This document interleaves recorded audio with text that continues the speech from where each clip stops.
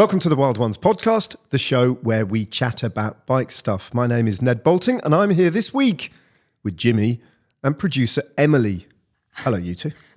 Hello. Was that right?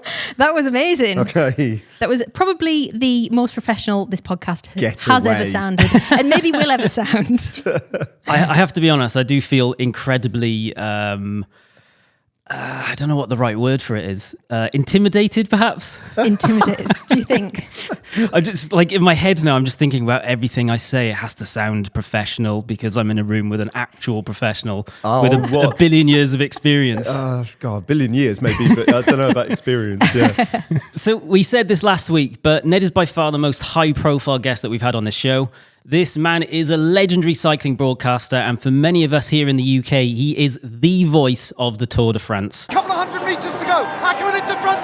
Cavendish alongside him. Cavendish switches to the left-hand side. Crash behind him. But Cavendish, it's done! It's done! The story is finally complete. Nobody does it better. No one has ever done it better. No one might ever do it better than Mark Cavendish. That was astonishing. Ned's part of the ITV's Tour de France coverage since 2003, as well as covering the men's Vuelta and the Tour of Britain even.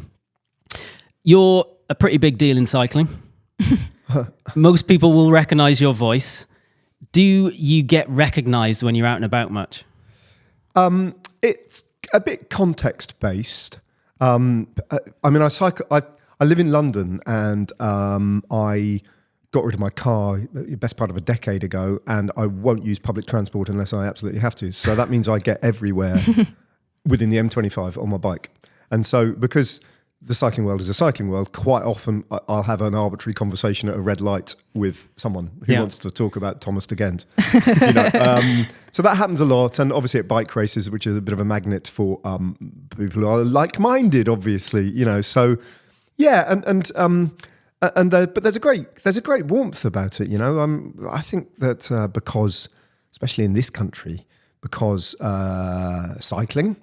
Specifically, I think road racing, which is what really drives my passion, is quite a kind of niche concern. I think that we look after each other. There's a warmth about when you recognise a kindred spirit, a fellow traveller, if you like. And so the interaction I do get with the public, I kind of cherish. Actually, it's not I'm going to pest paparazzis outside of my house, but when as and when it does happen, it's great. I love it. Yeah, I have to say I'm with you massively on that. Not that we're not famous by any stretch, but because, like you say, cycling is small and niche, some people do recognise me, Francis, Emily, from what we do, and I absolutely love it. I absolutely love it when someone comes up and like, oh yeah, I love the podcast, blah blah blah, and I will give those people I will give someone that wants to talk to me as much time as they want, and that is kind of a northeastern or a northern trait that I've now picked up. That if someone wants to talk to you, you just accept it. Yeah. If they want to talk for 2 hours, it's a 2-hour conversation. Yeah, that's Newcastle, isn't it? I mean, that's in the best possible way. People are just chatty up here, aren't they? Really chatty. But I love those conversations. But these days, Jimmy, I think you're more likely to get recognised as Freddie Mercury. Because for those just listening, Jimmy has crafted himself a nice moustache. I have, yeah. It's been in the work for a couple of months. And it's now here for the foreseeable future, I think. Nice. Wow. Well, I think also before we start this, we will do our first fluff up of the week. And fluff of the week, Ned, is a section where each week we manage to fill it, and it is the error of the week, because there is always one on this podcast. And this week it is that... Has it happened already? It has, because we are recording this on Sunday. Our usual recording day is Tuesday. And what I forgot when we booked this in was that the studio next to us has a dance class on a Sunday. So, listeners, if you hear any sort of screaming or music playing, then just know that is... Screaming? What kind of dance class is it? It's art. They've been creative. Exactly, it's art. exactly. Art is happening art. next It door. is art. That's great. I'm all for that. They're having fun anyway. I'm not sure this happens in the ITV studio, but we move. It might. All sorts of other stuff goes on in the ITV studio. So you're also a best-selling author and currently on tour with your one-man stage show. Yeah. You were in Edinburgh last night. You are with us today, and then you are off to Shrewsbury for tomorrow? No, I've got a day off tomorrow. Oh, day off. I'm damn sure of that, unless I've screwed up, which is totally No, possible. you does, yeah. We're approaching halfway through a 22-date national tour. Yeah. And finally, I know my lines. Kind of. I think I got away without any notes last night. But it's it's a real departure from previous shows. So this is the 5th time I've kind of created. It sounds bonkers when I put it like this, but created a stage show about the Tour de France and taking it around the country. And I first started doing it 8 years ago, really unsure of whether or not there was a market for it. And it turns out there literally is. I mean, thousands and thousands of people have seen the show already. We've done it 9 times. And each time I tour, I write something completely different. Yeah. And it's a very perplexing phenomenon.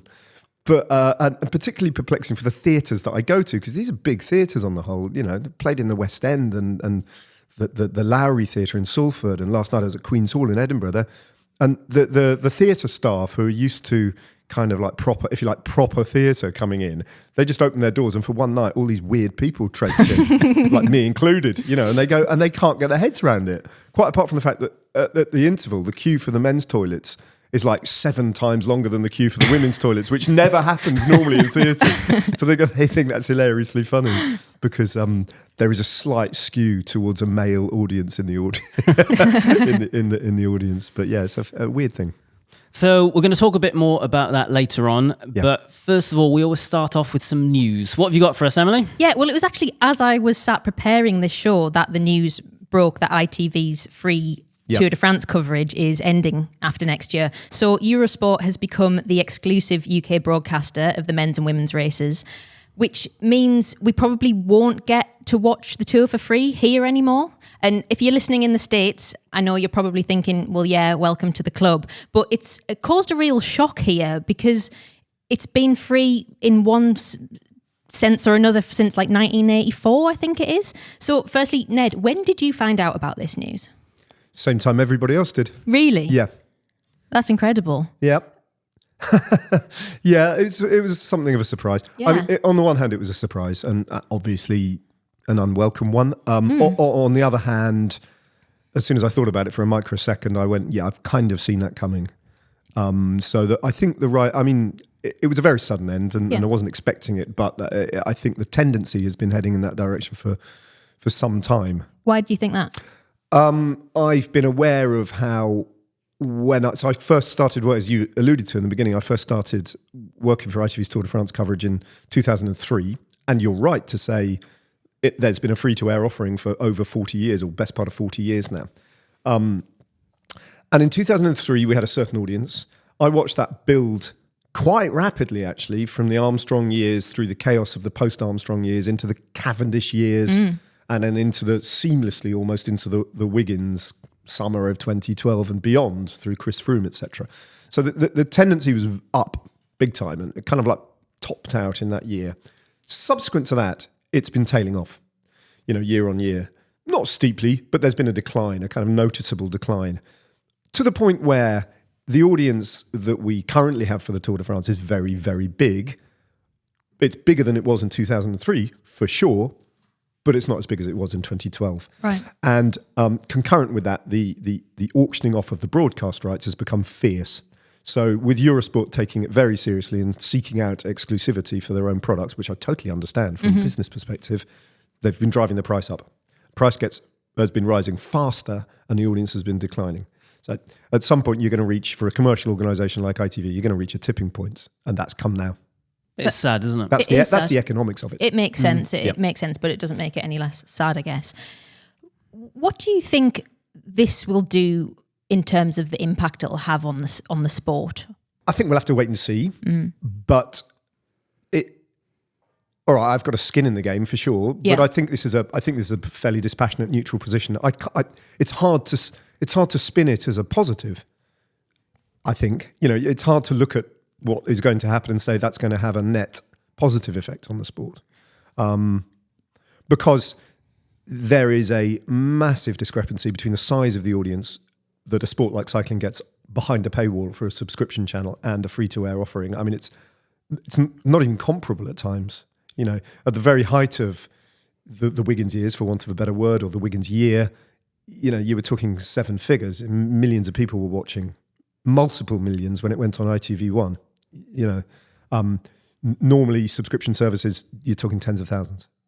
It's a big difference, that. And this is a guess because it's actually unknowable. But if you think about it, there is a sort of pathway from a free-to-air audience that introduces people to the sport, and then eventually people really buying into the sport, and then actually buying into the sport. So I would imagine that the growth in the Eurosport subscription over the years, and then in its different iterations, has in part at least been driven by people being exposed to it in the first place. Oh, yes. Definitely. By just simply being in their living rooms. I like a bit of this. It's quite frustrating. I only get to see the Tour de France. There's this thing called the Giro d'Italia. I want to watch that as well. And the only way to watch the Giro d'Italia is to watch it on Eurosport, etc. So, you know, in a way, I wonder how many of that audience they're going to take with them, or whether they've actually just cut off the pipeline. That is an interesting argument, isn't it? If they're the ones driving up the price, but closing the pipeline potentially to their version. We'll have to see. But, you know, it's definitely true. So I appreciate some of your audience in the States or around the world or whatever, so this may sound a bit parochial, but there were more British riders in the Tour de France this year than there have ever been in the history of the race, which is remarkable, really. And they're quite evenly distributed across the World Tour peloton now. It's not just in Ineos. There were 11 of them. A lot of those riders, I know from first-hand testimony, are professional cyclists because, you know, this is staggering how kind of like young they are and how long I've been in the game. But because as children, they sat down and watched the 7 p.m. highlights show with their mum and dad, who were already into it. And that's how they, you know, I'm talking about specifically about riders like Tom Pidcock, who's told me that directly and repeatedly. He says some of his earliest memories of the Tour de France are watching it with mum and dad at 7 o'clock and getting absolutely fascinated by it. Now, that kind of casual relationship with the race that can open doors and inspire people, I think, has been swept away with this rights deal. Totally. And this has always been the argument with the women's sport as well, is that put it on TV, give it more airtime, because how can you expect it to grow otherwise? And we have definitely seen a huge shift in the women's sport in recent years. Apparently the Tour de France Femme avec Zwift had 2.9 million people on average watching daily, which is incredible numbers, considering the ASO was so resistant to put it on for so long. Yeah. Do you think that it's still underrated? It depends on how you quantify what you mean by underrated. You know, I mean, I think that anybody who watches it wouldn't say it's underrated. Absolutely. You know, but is it? I mean, still got plenty of headroom to grow. Yes. I would say that. I would quite like it to grow at a sustainable pace, which I think it's doing. But there is a kind of like slight worry that it might get ahead of itself, and you don't want it to be a bubble that might burst. But it doesn't feel what do you mean like by that at the moment. So you get like the perceived wisdom was a few years ago that brands were suddenly very interested in getting involved in the Women's World Tour and sponsoring that, less so the men's one, because it was like considered to be value for money. Had it, you know, like for a fraction of the cost of sponsoring literally a fraction of the cost of a men's World Tour team, you got a lot of bang for your buck actually. And there was a lot of, when the Tour de France Femme came along, there was a lot of quite right excitement about it, and it felt new. But if that, you know, if everything kind of inflates very quickly to a point where it's an equivalent cost almost, then that's a little bit wobbly and fragile. But if it grows organically and sustainably and actually justifies, you know, the amount of money that the broadcast rights cost, the amount of money that then filters down to wages, is commensurate with the amount of interest, and everything grows together, then it puts down roots. It's got a really sustainable future, I think. Excellent point. Does that make sense? It does make sense. Yeah, it is a really good point. Yeah. I like your point that you made before we started filming, which was, why is the Tour de France now not branded to the Tour de France Homme? It's indefensible. And this this comes from a real traditionalist. You know, love and admire everything about the Tour de France, even its darkest hours, going right back to 1903. But it needs to change its name.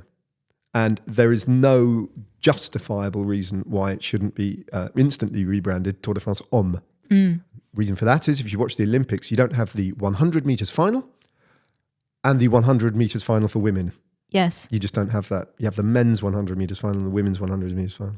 I think we should just, in all of our coverage going forward, it's the Tour de France Homme. Yeah. We will just call it that. I agree. We should definitely do that. Yeah. Sans Zwift. Yeah. It's a real end of an era for you personally, I imagine, as well. I imagine there's a lot of highlights. I was reading a story about one year where all the ITV cars were set on fire. Yeah, that actually slightly predates my experience of the race. Okay. But I've heard about it often enough. But it does kind of hark back to the chaos that is the Tour de France. It's they were, I think, Basque separatists who torched their cars in the Pyrenees one night. It was a few years before I joined up with the team. But I mean, I remember, I think it was 2003, 2004. I remember a bomb going off in a telephone box in the Pyrenees. The Basque separatists had kind of like warned the authorities that had planted a bomb there, and it did go off. Oh my gosh! So yeah, it's kind of it is still a wild event, you know. And the one thing that you can guarantee about going off for another 3 weeks of covering the Tour de France is that this sounds like a contradiction in terms, but it's true. The one thing that you know is going to happen is that something totally unexpected is going to happen. You just don't know what it is because it's unexpected, you know. And every year it'll do something that you think, what? You know, whether that's the flipping Orica bus getting stuck under the finishing arch in 2013, or the Flamme Rouge collapsing on Adam Yates's head at precisely the point he passes underneath it, or the year 2018, which still I have such affection for, where the gendarmes almost on a daily basis seem to be affecting the race in an adverse way. It was great. They did 3 things in that race, right? At one point on a stage in the valley approaching the Pyrenees, they managed to pepper spray the entire peloton of the Tour de France. I don't know if you remember that. Oh my God. So there was a farmers' demonstration. They blocked the road up there. They were, classic Tour de France thing. They put hay bales on the road and they wanted to stop the Tour de France because there was a local dispute from the farmers' union.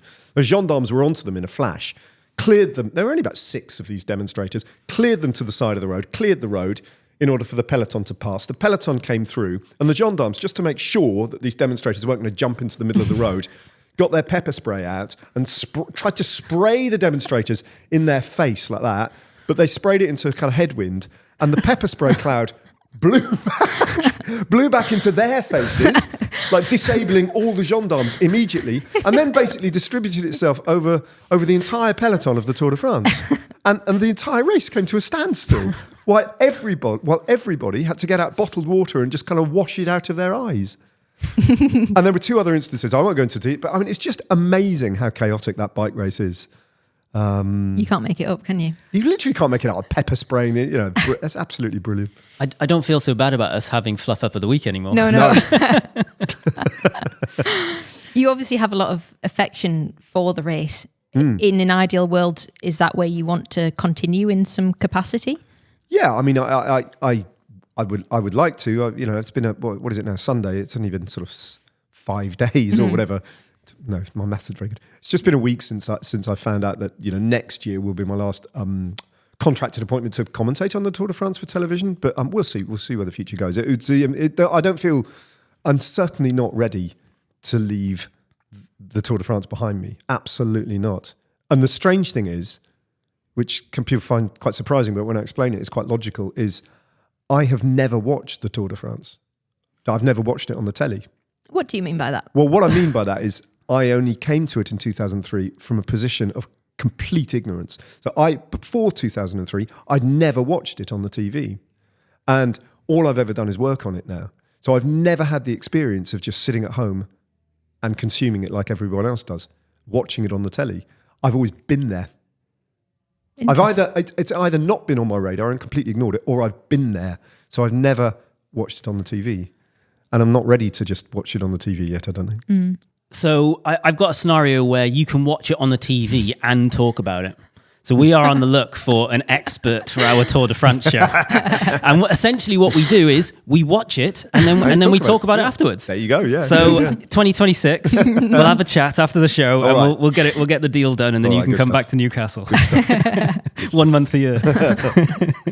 Next up in the news, it looks like Campag might be going back to thumb shifters. The Italian brand broke some hearts last year when it ditched its iconic shifters on the Super Record wireless group set. But a patent discovered by the website Velo hints that a new wireless thumb shifter could return in the future, although the shifters may not be where you expect them to be. The plans essentially show a setup where one button on each shifter controls the gearing, a bit like on SRAM ETAP. However, the length of time that you hold that button would control whether the gears shift up or down. So a long press shifts in one direction and a short press shifts in the other. They also give a few examples of where the shifters could be positioned, either in a traditional Campag thumbie, next to the brake lever, or as a wearable device on your thumb. Yeah, we should say we talk about patents a little bit. We haven't talked about them for a while, but I feel like winter is the season of It seems to be, doesn't patents. It doesn't necessarily mean that the company is definitely going to go ahead with an idea. It's just more of a protection of potential ideas. But what it can tell us is what brands are considering for development. So I think the Campag hardcore will be happy that they might get a thumbie back. But I think the more significant thing from this is that there's the potential. It's the second time we've now seen a patent for a wearable shifter. Yes. So SRAM had one where it was almost like a glove which had a shifting. shifter in it. And now Campag have come out with a possible thumb-mounted shifter, which actually looks a little bit like a one of those like hospital heart rate monitors that they put on your finger. Yeah, which is on your exactly thumb. what you want when you're out riding. Good for maybe winter with big gloves. And I think last time we sort of said maybe good for mobility issues as well. Perhaps. Yeah, I don't know. It's hard to know whether these things will ever come to fruition or whether they're just protecting ideas. Yes, almost perhaps even blocking some ideas.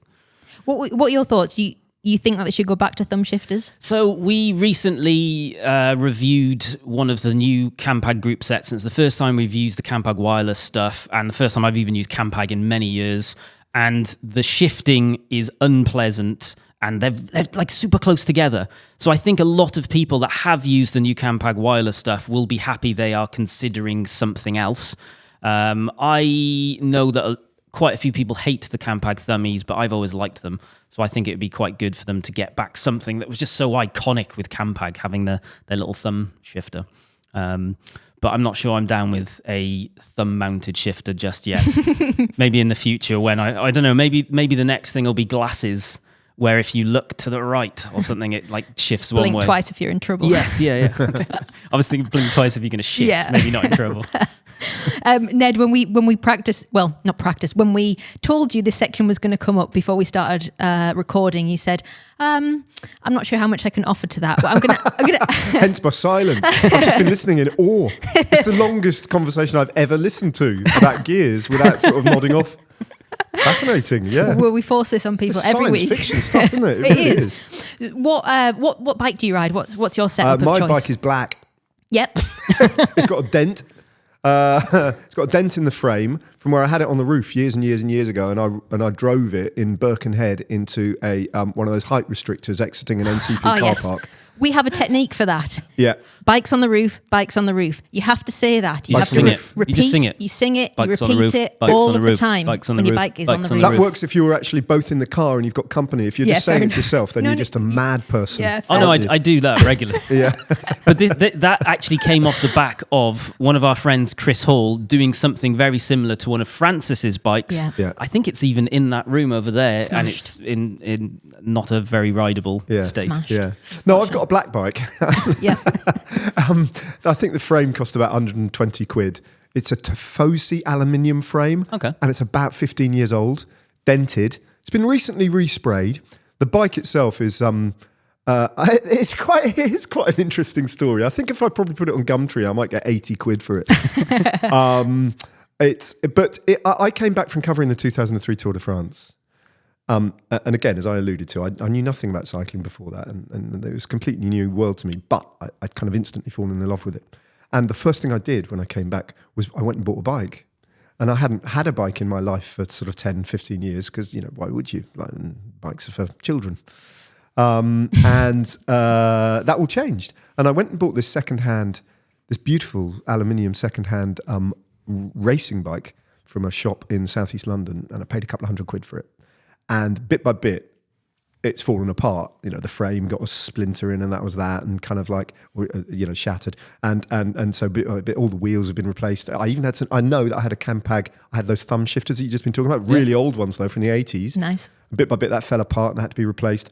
And I think on the black bike I now own, that's worth about £80 on Gumtree, I think the cranks and the handlebars are the only original bits of that bike I bought 24 years ago. So I've just kind of, it's just a hybrid kind of Frankenstein of a bike that I just, as soon as a bit drops off, I get another bit secondhand and plonk it. Or I don't do it. I don't know how to do but the Mark, who does the bike shop down the end of my road, he just fixes it.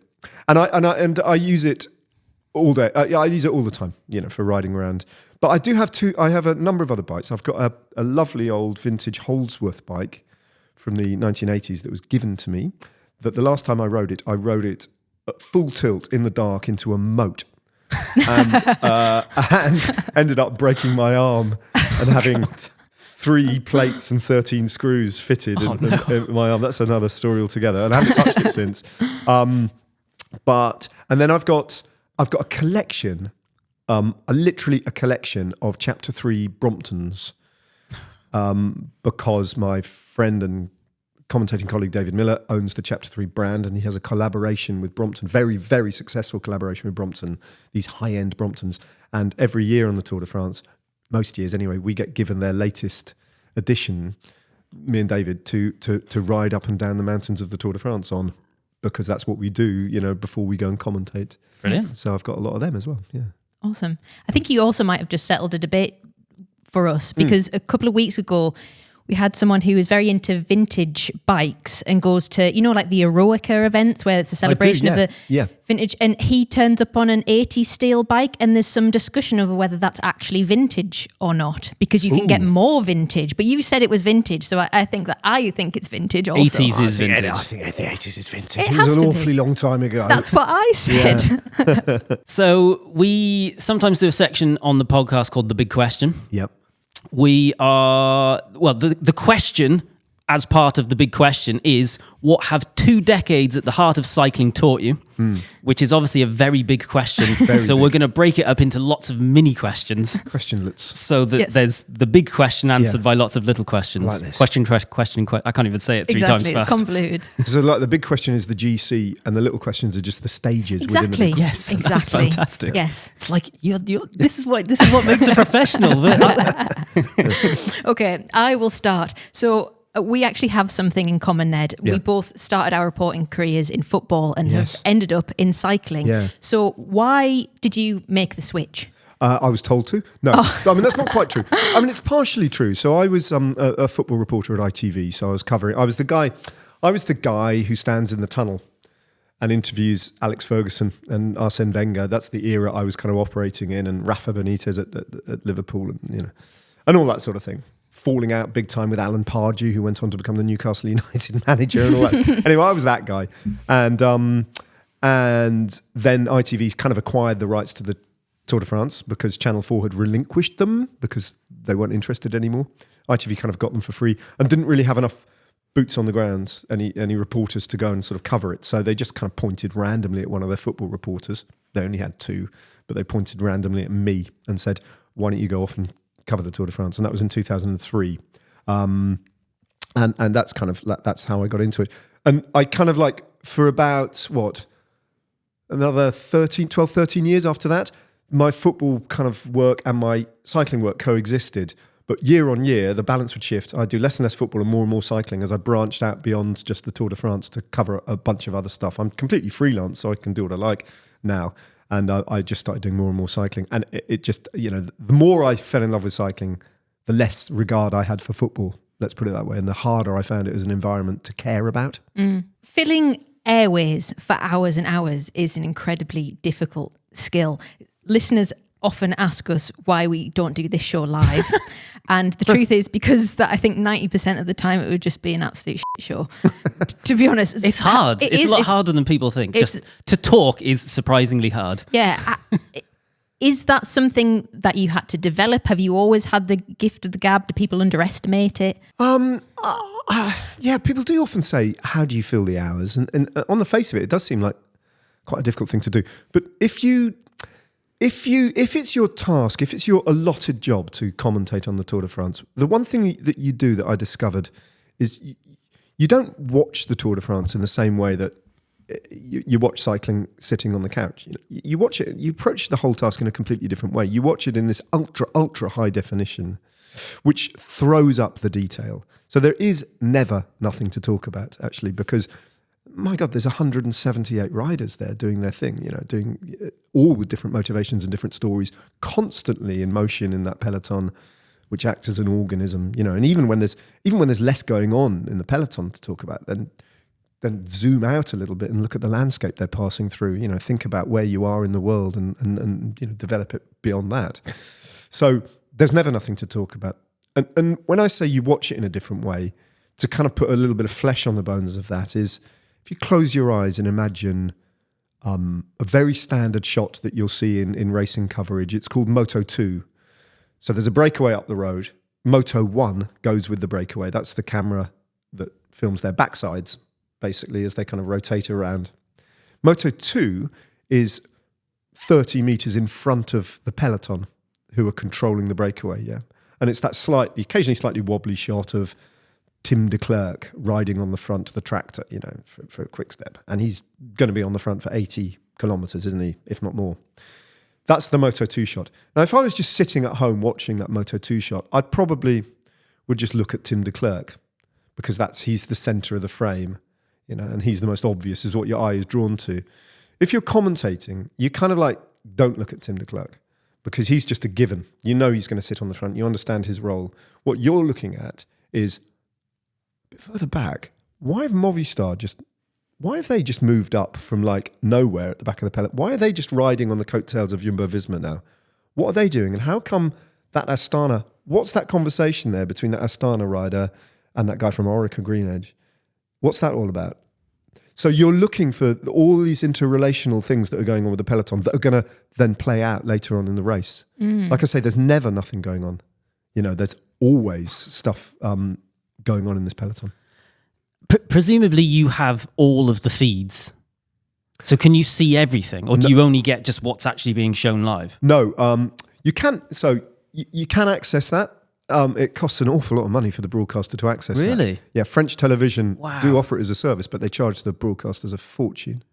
I do commentate at the Giro for what's called the World Feed, the international signal. So I work for the Giro d'Italia on that. Yeah. And in that race, from time to time, we do get a monitor with the helicopter shot, all the four motos, as well as isolated feeds. So I can look at that as well. But it's quite a dangerous game, because actually it's more interesting to look at that from time to time, because I can choose I can make my own editorial decisions about which camera to cut to in my own mind. Yeah. But the problem is, I might spot something, frankly, that the director hasn't spotted. And I will want to talk about it. But then I cut back to what their viewers at home are actually seeing. Yeah. And I'm talking about something that they can't see. And that's the most frustrating thing in the world. Dissonance. So you can't do that really in commentary. Yeah. You've got to play with the pictures that the viewer is actually sharing with you. Mm-hmm. Otherwise, it just doesn't work. Yeah, it's interesting, because it's essentially the opposite of how we build videos. So we build visuals to what we want to say. Whereas ultimately, you add them in later. Essentially, yes. Yeah. So, for example, if we're talking about the Campagne group set that I referenced earlier, we will shoot a load of shots so that when we're talking about what it looks like, we can show it. Whereas actually what you're doing is the opposite. You're actually going, well, that's the feed that everyone's seeing, and that's my source. I'm going to populate the visuals. It's interesting. That sounds stressful. yeah. But I mean, so there's an interesting thing about live coverage versus what you're talking about is recorded highlights.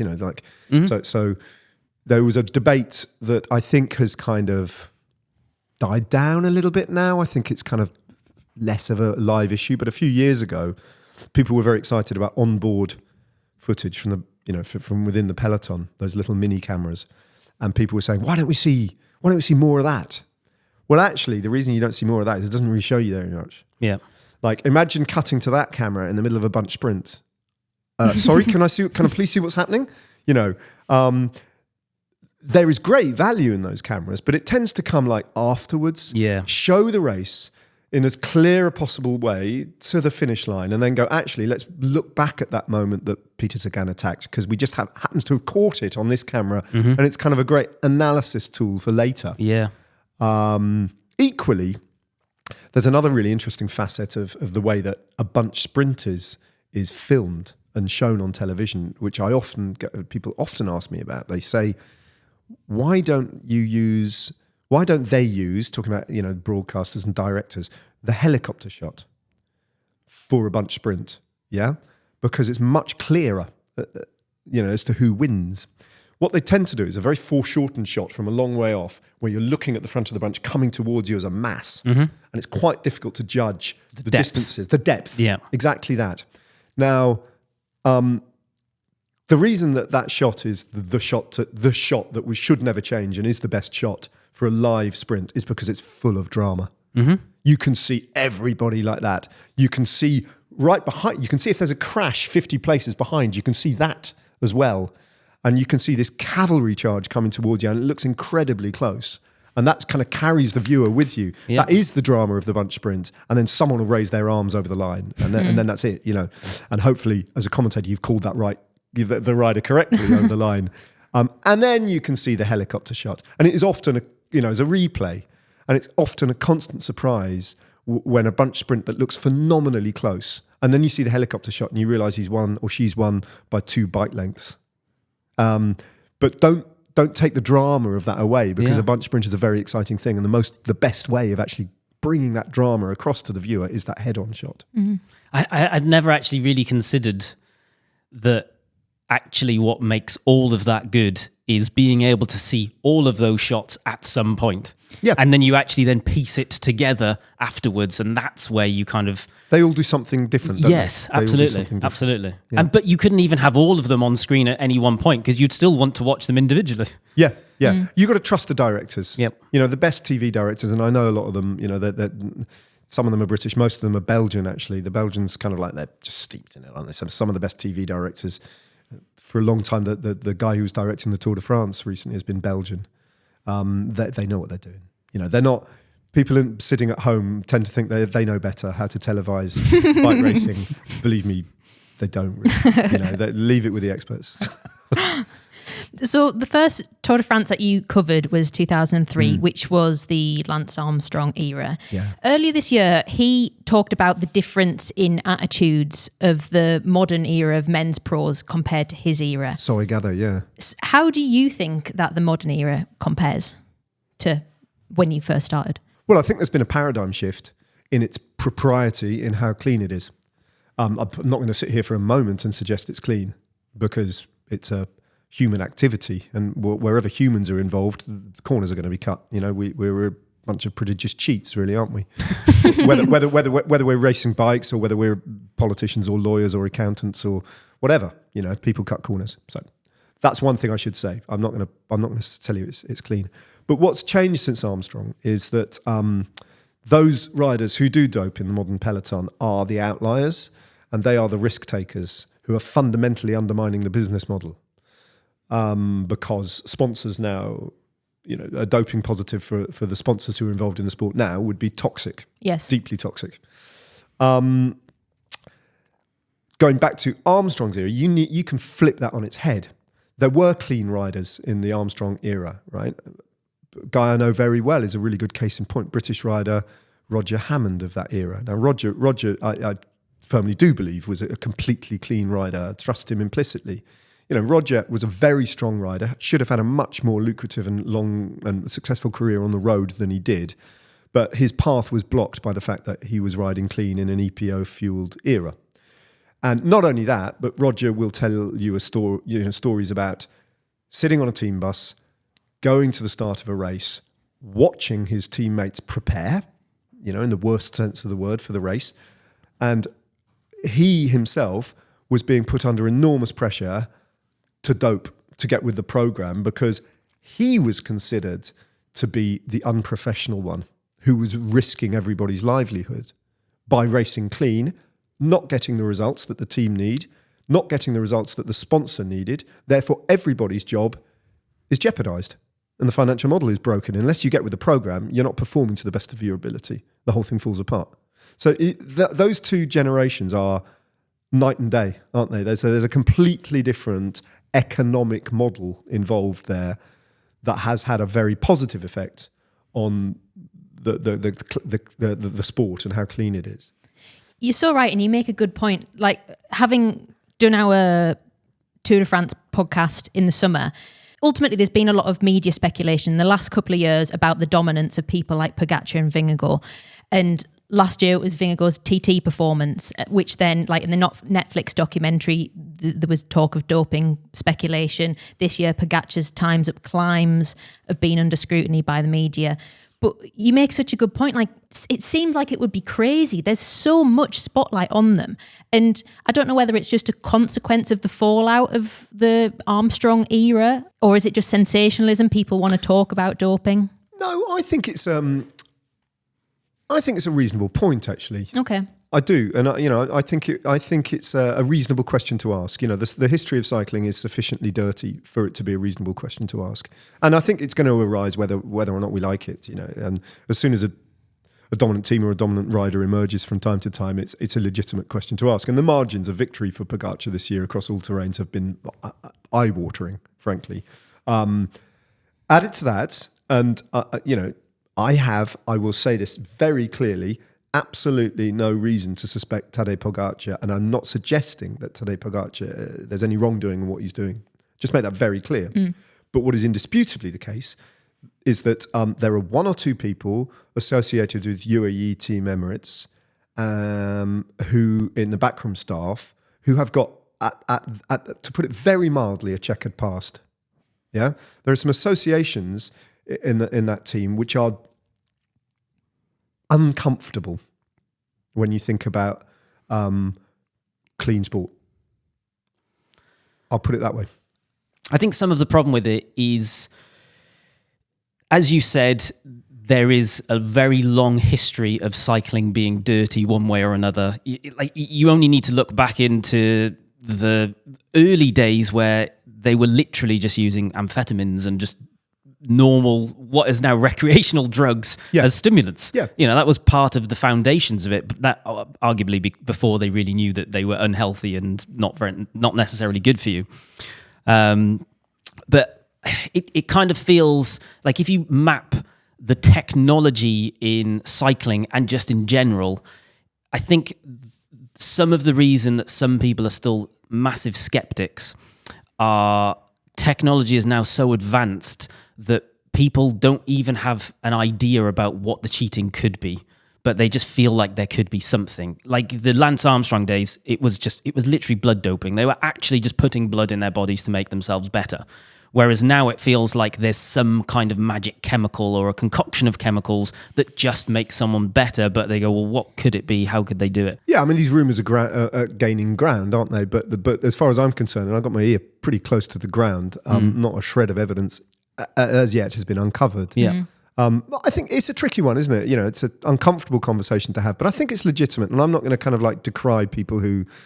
I mean, I think there's a lot of hysteria, and it's a slightly tiresome attitude across the board when any rider does anything that involves winning a bike race, they're automatically a doper. Is a little bit infantile, but I mean, but I think it's fair. I think it's a fair question to ask. I do. I hope it's clean, mostly because the main purpose of sport being clean is for the safety of riders.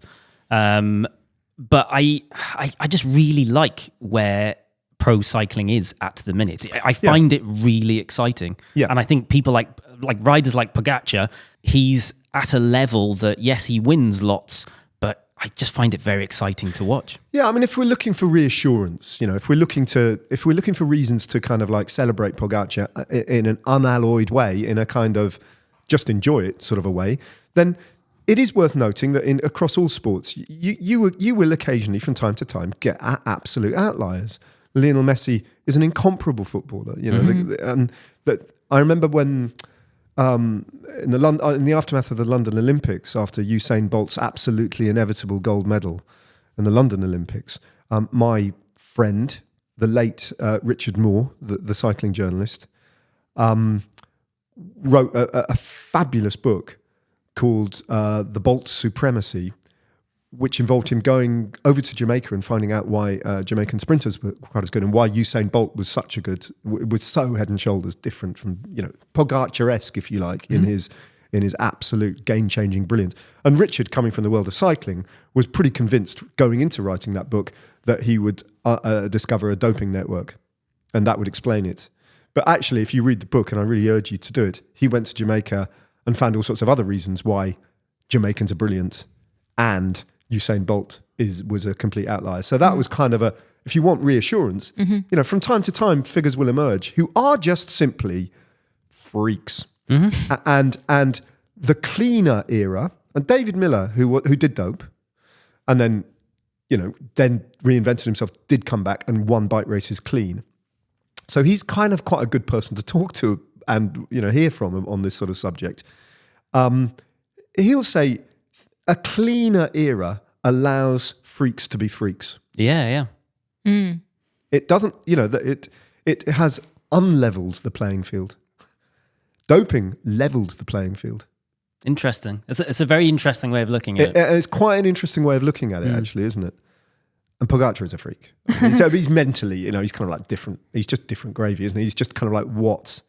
Even he just can't help himself. Yeah. And I think that's why I love him. Yeah. It's almost like he's so above everyone that he kind of goes, it's a bit boring sitting in the peloton. Yeah, but let's not forget that prior to this year at the Tour de France, Jonas Vingegaard, for 2 years in a row, spanked him. Absolutely. Up until this year, Pogacar had not dropped Jonas Vingegaard on a climb in the Tour de France and had been beaten roundly in time trials.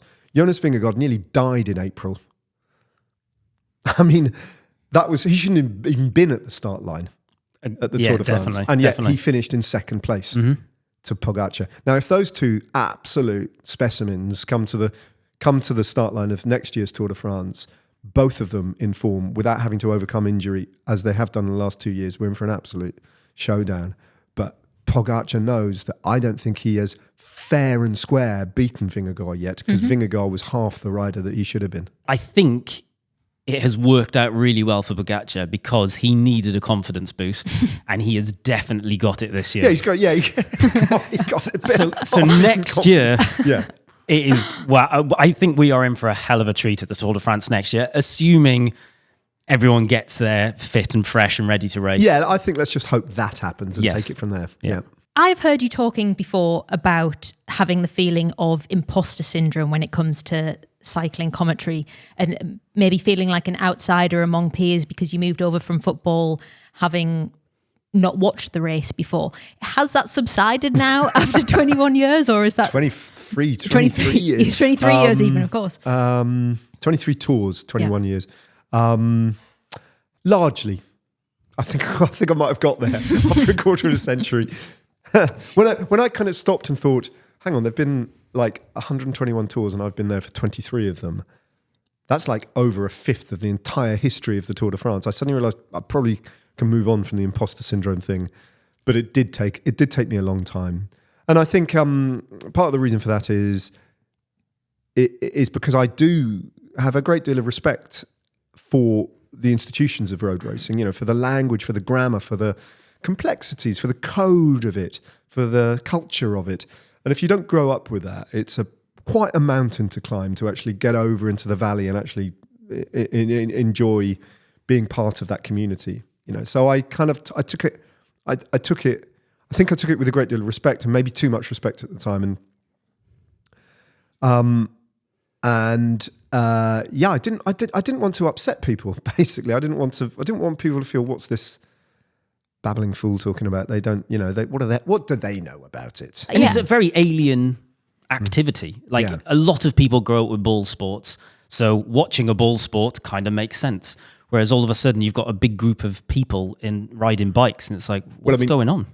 Well, I mean, it's So you know, we're in the United Kingdom, we're in Britain, and if you think about almost every big, well, taking NFL and stuff out and hockey out of the equation, but if you think about almost every big global sport, whether it's tennis, motorsport, even golf, certainly cricket, rugby, and association football, they've all been invented or codified here in Britain. Wow. They're empire products, right? That's really interesting. The British invented sport and exported it to a larger or greater extent, right?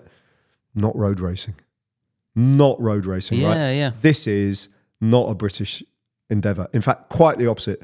Our governing bodies literally and willfully turned their backs on it by banning it amongst themselves in the late 19th century. Yeah. They banned road racing. The cycling's own governing bodies until the late 1940s when they unbanned it for the first time, by which time it was too late. So this is a country that's turned its back and ignored road racing. We're the opposite of we don't have a stake in it. We are on the outside looking in. That's so interesting. And that perhaps is part of why Britain has such a rubbish culture with cycling. Absolutely, 100%. It's like Brits abroad going, they don't speak English. It's the same thing. We kind of can't You connect don't with ride it. bikes. But it's also simultaneously why one of the many reasons why I loved it so much. Yeah. You know, what is this? Like you say, French, you know, in 2003, if you were one of the English-speaking pros from Australia, there were very, very few British riders. I think it was only David Miller back then, and next year he was banned. So like there were no British riders. But if you were an Aussie or an American or a Brit, back then there were very few of them. You had to learn French or Flemish or both, or Italian to get by in the peloton, otherwise you were done. Yeah. And so they all did. And I found that fascinating, kind of like, I absolutely love the fact that racing spoke a different language, literally and metaphorically. On the subject of international riders, I'm assuming you have at various points, but do you still get names wrong? Oh, yeah. I mean... Well, this is something we get crucified for. What, mispronouncing them or just getting them flat wrong? all of the above. So one of the big challenges of a cycling commentator is to be able to identify riders. Right? I mean, that takes a lot of practice and a lot of dedication, actually, just watching riding all the time and building up a mental picture of what the angle of the head is and the shape of the shoulders and also what rider would you expect to be doing what at what point in the race? That's a massively important indicator of which rider it might be who attacks, you know. Yeah. The one who always used to fool me was Tony Gallopin, French rider, because he just has, in terms of his physiology, and he switched team a lot as well, which didn't help, but he had a kind of completely generic physiology. He just looked like a AI rider. He just didn't look, there was nothing identifiable about him from a distance at all. And yet he had a very particular way of racing, and he would always try and clip off the front with 3 kilometers to go and hold on. Right, that was a Gallopin move. That's what he did to great success from time to time. And every time I saw a rider who might be Tony Gallopin clipping off the front and attacking with 3 kilometers to go, because I couldn't actually identify him as Gallopin, I would hedge my bets and talk about that rider from Trek Segafredo is that Gallopin?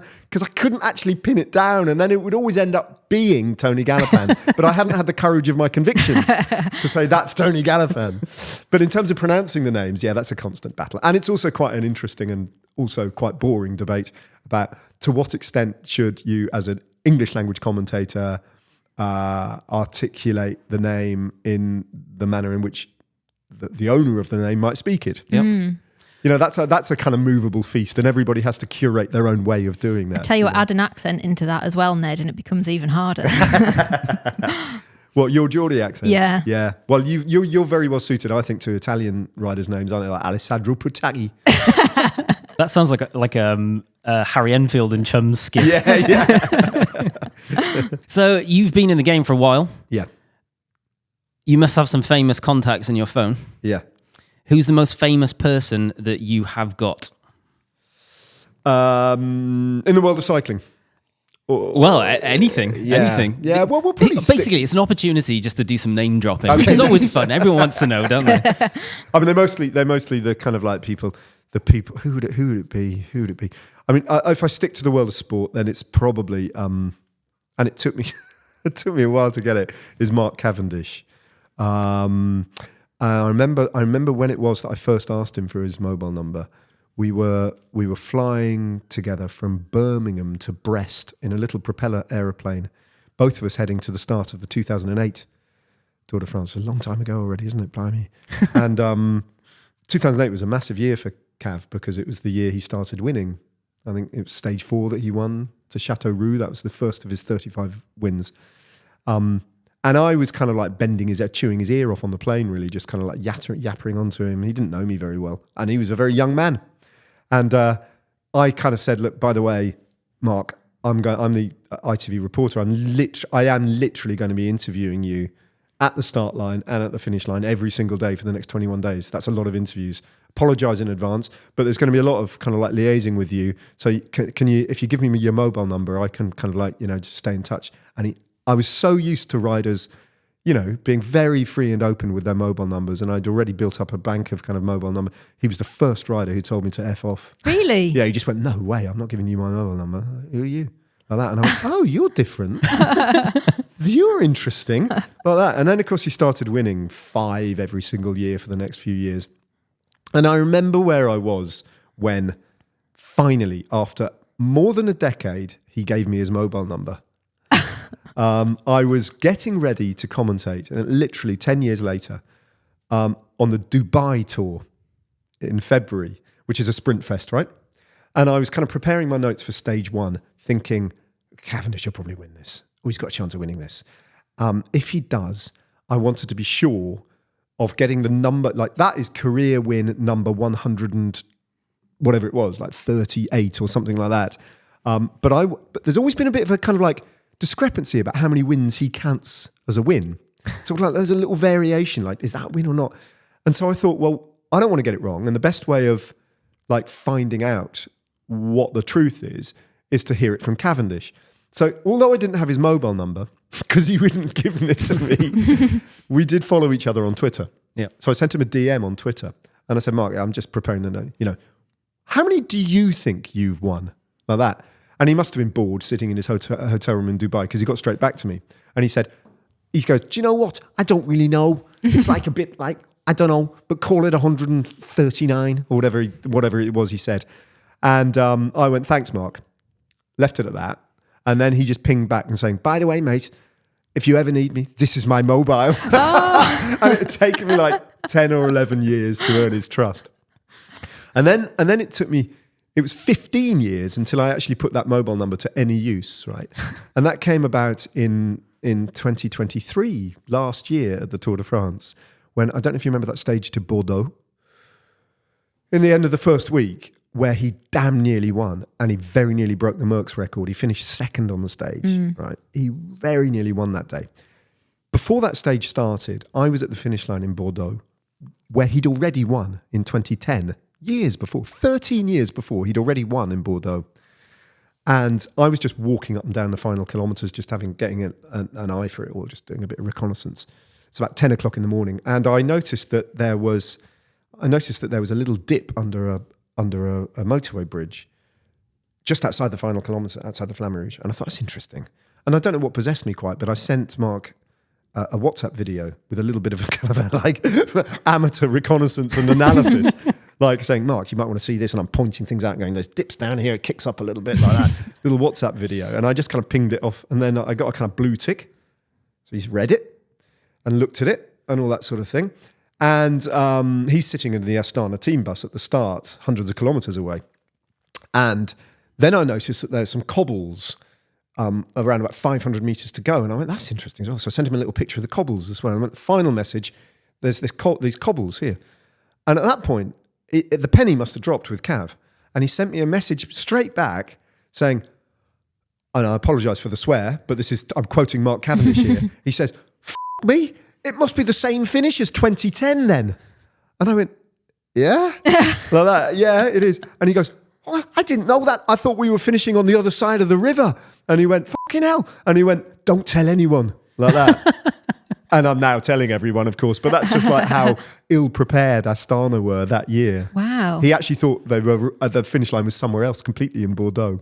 And he was inspired by the fact that he knew that finish line, because I just fed in that information. And he damn nearly won. And I tell you what, if he'd won that stage, I would have completely taken credit for yeah, that of course victory. you should. He's such an interesting character, though. He's just such a strange man. You spent lockdown writing a book. I did. About a mysterious 100-year-old film from the Tour de France. Yeah. Do you want to tell us a bit about it? I'd love to. I mean, it saved my mental health really during lockdown. I was alerted to, it was the second series of lockdowns in the autumn and winter of the Tour de France. I'd broken my arm, as I outlined earlier, by riding into a ditch. On the final day of the Tour de France, I did that, by the way. Oh, wow. It was actually out there as well. We were broadcasting from the United Kingdom. Right. Remotely, because we couldn't travel to France. And of course. And it was late, riding back from the studios, because it was September, right? So it was like that. And it was the final stage of the Tour de France always finishes in the evening now. And so I just wasn't prepared for the fact that it was going to be dark when I rode back. And we were staying in a chateau that had a moat. And I literally rode straight into the moat and shattered my arm. So I was feeling particularly gloomy. I headed back to my house in London, and then the government basically announced a series of further lockdowns. And we all remember it's horrible, wasn't it? And it all seemed to be closing down, and the world was just awful again. And then suddenly I was alerted by a friend of mine to an auction, an online auction, where someone was selling, some auction house was selling this reel of film that they just listed as Tour de France. 1930s? ? That turned out to be wrong. They didn't know anything about it. And I bought it. No one else was interested in the world. And I bought it. And a few days later, it arrived in a jiffy bag, appropriately enough, through my front door. And I kind of like held the very 35 millimeter projected film. I put it up to the light and I looked at it. And I kind of looked at the individual frames and straight away went, oh my God, this is absolutely incredible. God knows what it is, but I've got to get it restored so I can see it move. And that was quite a process, but eventually I did. And B, once I'd seen it move, like, what the hell? It was a 2.5 minute fragment of projected film from Pathé, from an unknown year at the Tour de France. And first of all, I had to establish which year, which stage, and then who are all these riders who were in the film and what are they doing and what is their story?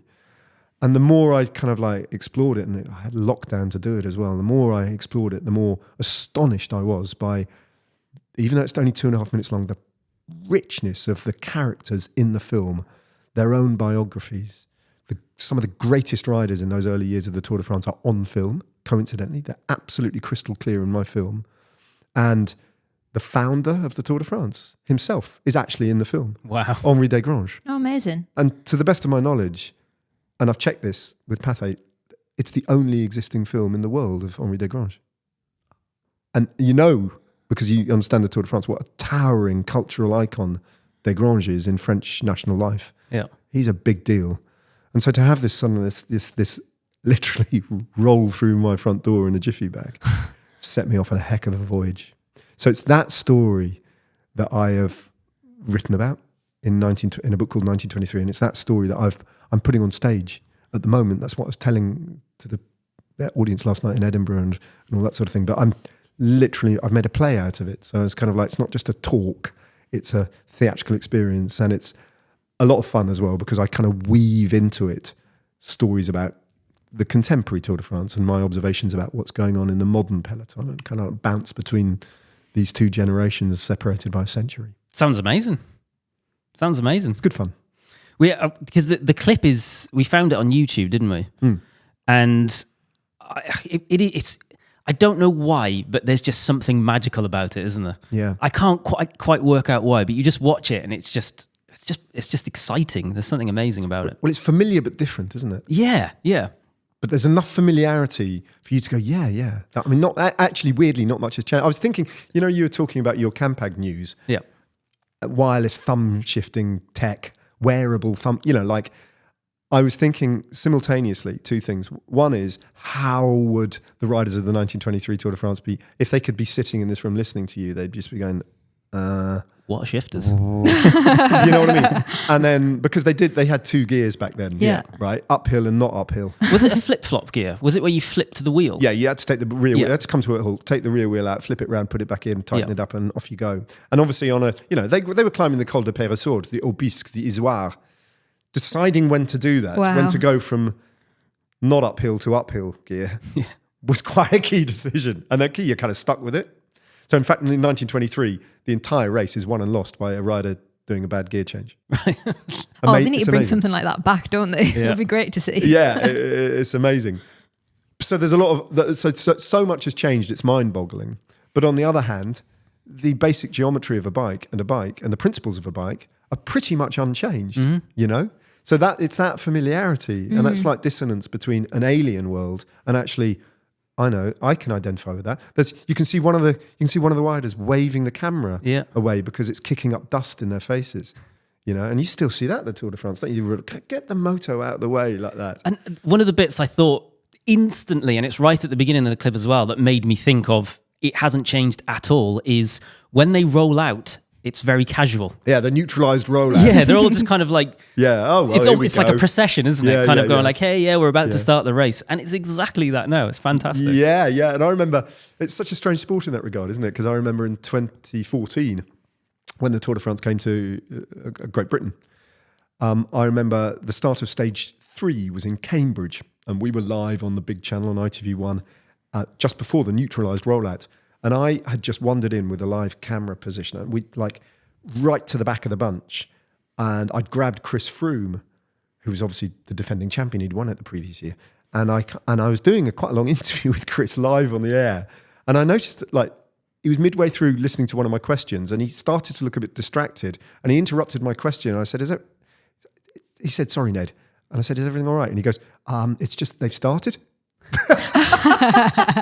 And I turned around and the peloton had just rolled away like that. And the defending champion of the Tour de France was just talking to me because, you know, the Tour de France had started that day. Something so casual about it. It's so funny. As you said, you are currently on tour with your show. Yeah. It is called Ned Boulting's Marginal Mystery Tour. Mm-hmm. This podcast is going live on next Thursday, which will be Thursday, the 7th of November. I will be in Loughborough. I know that off the top of my head. So, yeah, I guess this is an opportunity for you to tell someone where they might look for... Crikey. Yeah. Do your bit. Maybe you can put it in the show notes. I don't know. I will. So, if you search for Ned Boulting's, and the Marginal Mystery Tour is what it's called, all the dates will pop up magically, and there'll be about 10 left by the time this podcast goes out. Lovely. It's time for a game we call Overrated or Underrated. Okay. I'm going to read out a list of things, and you're going to tell me if you think they're overrated or underrated. Jonas Vingegaard is underrated. That's not on the list. Gravel stages at the Tour de France, or just Grand Tours in general. Overrated or underrated? They're not underrated, are they? Because people get desperately excited about them. So I've got to choose, haven't I? You have so to they're choose, probably overrated.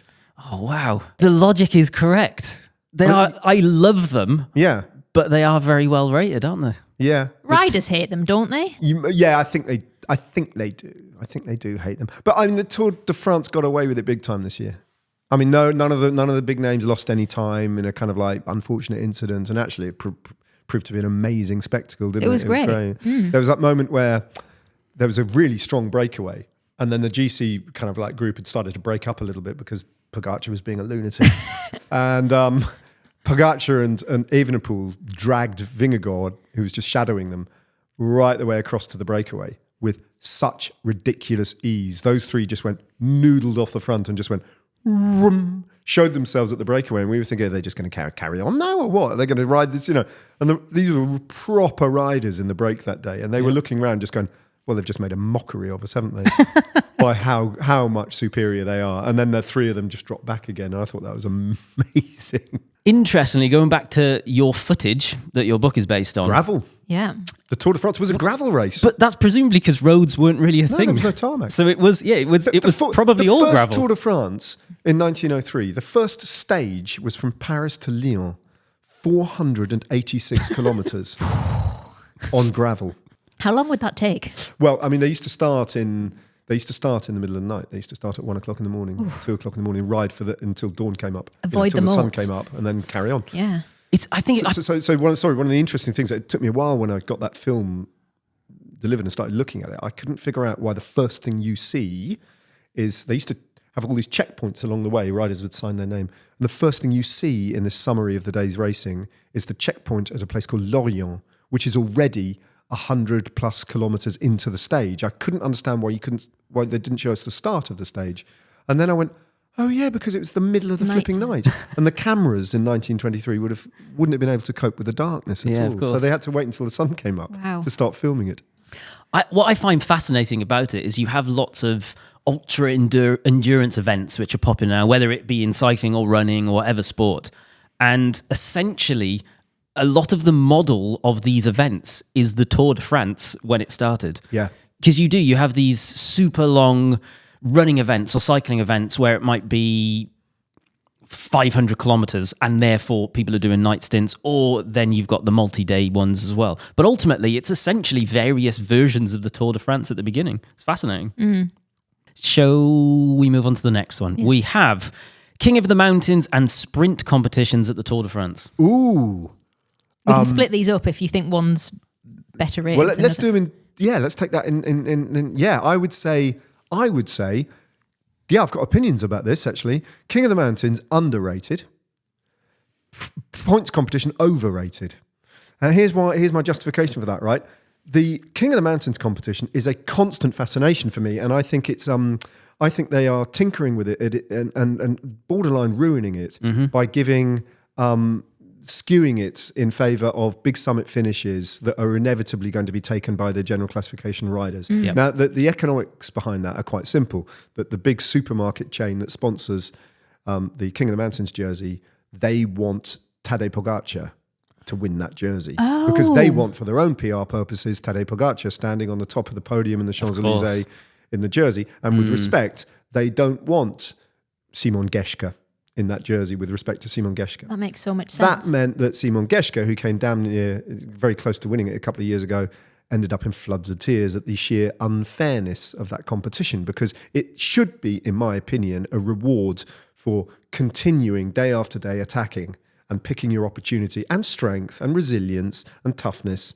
And unfortunately, fewer and fewer riders are interested in competing for that competition because they know ultimately that 9 times out of 10 it's going to be won by Tadej Pogacar, Chris Froome or Jonas Vingegaard, right?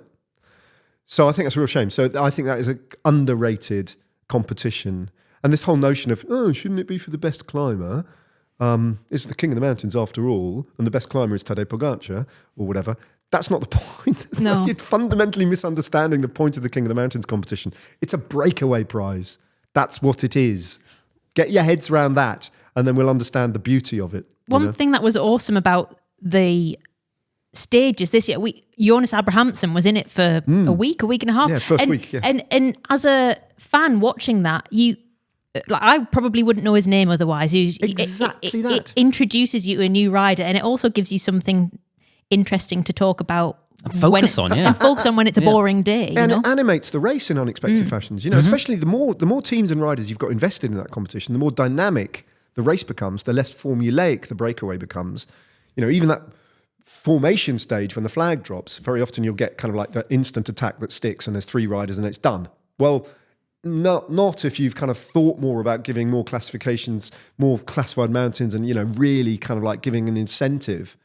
And there were a few days at the Tour de France this year that were worrying, right, for the future of the spectacle. When on sprinters' days there wasn't even an attempt at a breakaway. Like you just had this unedifying, understandable but unedifying sight of the peloton just rolling along like they're in a sportive.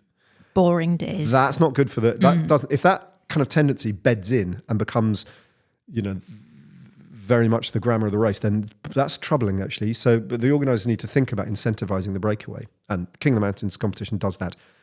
Points competition is a little bit overrated, I think, because take nothing away from Biniam Girmay, which is a truly historic achievement this year. Genuinely, probably, actually, in terms of the sport, possibly the most significant and important green jersey ever. Agreed. Yeah. Biniam Girmay. And he did it in great style as well. But I can't remember that competition really going to the wire for a long time. I can't really remember the last time we had a proper kind of scrum. It doesn't seem to shape the race particularly. I don't really know sometimes what it's there for. And I don't know how much sprinters care about it particularly because everything is stacked towards a stage win. So in my opinion, it's the least interesting and important of those jerseys. I actually prefer sometimes the battle for the white jersey to the green jersey. So I think that's slightly overrated, the green jersey. I have a theory that the day of the pure sprinter is over. Well, that's the Cavendish theory, isn't it? That's what he says. Oh, does he? Yeah, he's often saying, they just make it so difficult for us, Yeah, it's so fast now. It's so competitive. It's so marginal that it's a different race. And I think the green jersey, like Biniam Girmay, does not look like the type of person that was winning sprints 10 years ago. No. Well, for more than he looks one like reason. A climber. Well, yeah. Exactly, yeah. He'd actually physiologically looked like a climber. Yeah. It's quite strange. Yeah. And he does climb very well. Yeah. He's much more of an all-rounder. I guess you could argue Sagan was a bit of an all-rounder. But Sagan was such an important character in that I genuinely think Sagan was the template, the model for everything that we're seeing now. Yeah. Without Sagan, in a way, there is no Wout van Aert. There is no Julien Alaphilippe. There is no Mathieu van der Poel doing all these kind of crazy there is no Tom Pidcock in a way. So Sagan was the one who broke the mold and started to shatter this very structured understanding of I'm a sprinter, I'm a climber, I'm a time trialist, and never the twain shall meet. You know? That's a very good point. He is one of the early. He was the vanguard. Yeah, and the last on the list, the Vuelta. It's a bit of a curate's egg, the Vuelta, isn't it? I think it's underrated actually because it does have its own unique characteristics. It's by far the youngest of the 3 Grand Tours. I think that's often in the wider cycling public not appreciated. It came onto the scene in a different place in the calendar. It used to be in April. Long time after the first 2 Grand Tours had been in existence for half a century. The Vuelta's very much the new kid on the block.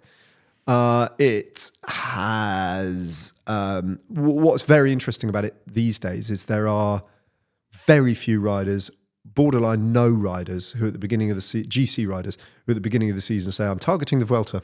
It just doesn't happen, which sounds like that means it's not very important. And maybe it is the least important of the 3, but that doesn't mean it's the least exciting, because then what you get is this fusion of riders who've excelled at the Giro d'Italia, skipped the Tour de France, and then come back in form for the Vuelta, often in preparation for the World Championships, but that's neither here nor there.